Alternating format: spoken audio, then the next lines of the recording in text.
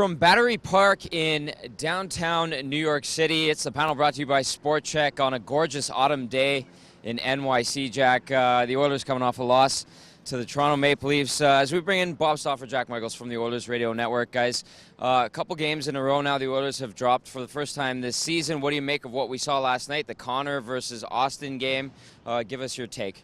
Well, I think the Toronto Maple Leafs played a fairly quality game, and one of the key components was Nazem Kadri. He embraced the matchup of defending Connor McDavid.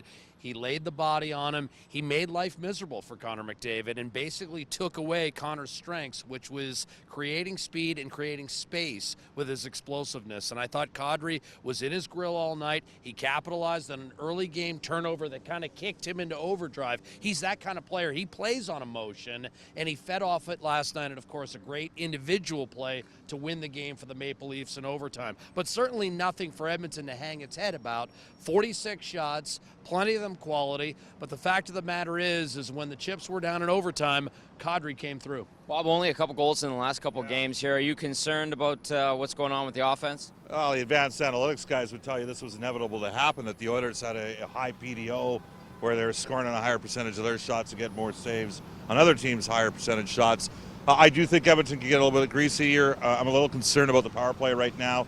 I mean, what is it, 1 for 19 right now over the last 6 or 7 games. That has to be a concern for the Oilers. The only thing that mitigates against that is that their PK's been excellent. I think they've killed off 15 or 16 straight. But Edmonton, I think, has got to get greasier, a little bit more competitive and tight. They did direct a lot of pucks to the net.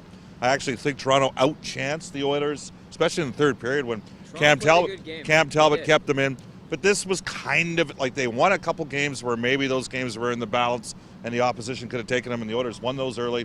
And now they've dropped a couple that they could have won, which were there again in the balance. So we'll see how the Oilers respond in New York City against the Rangers. Bottom line is, when you're playing a bunch of one-goal games, you're not going to win them all. It's a 3-2 league, and sometimes in that scenario, you end up on the short end. And I think that's what occurred the other night in Toronto more than anything else. It wasn't a case where Edmonton was outclassed. Not a reality check right now? I don't think it's a reality check, but I do think the coaches are going to have to maybe potentially look at a couple changes, you know. Like Andrei Sekera, if he's going to be on the power play, he's got to get more than 30% of the shots through. You know, you can't have that sort of shot percentage not get through. They got to get more pucks to the net on the power play. Leon Draisaitl's got to shoot the puck. He had 46 shots on goal last night. He didn't have a shot. Like, you got to get pucks to the net. So I look for, and I'm not sure what they're necessarily going to do. I mean, Connor McDavid was amped up, ready to play. Kadri had a great game and neutralized him. But there's 2 veteran wingers there, and those guys, you know, both Milan Lucic and Jordan Eberle would be the first to admit we have to be doing a little bit better job supporting Connor. Just on that. Well, we're going to have a lot to learn about the Edmonton Oilers over the next 10 games. This is going to be a brutal schedule. This is the first time Edmonton's been out of Canada, and we've played a month of the season already. Their next 10 games are all against teams in the postseason a year ago, starting with the New York Rangers on Thursday night, a club that just shellacked St. Louis 5-0. And there's going to be an emotional component to that game as well, with Cam Talbot likely to get the start against Henrik Lundqvist for the first time since departing New York. In both the games last year, it was Anders Nielsen and not Talbot who got the start against the Blue Shirts.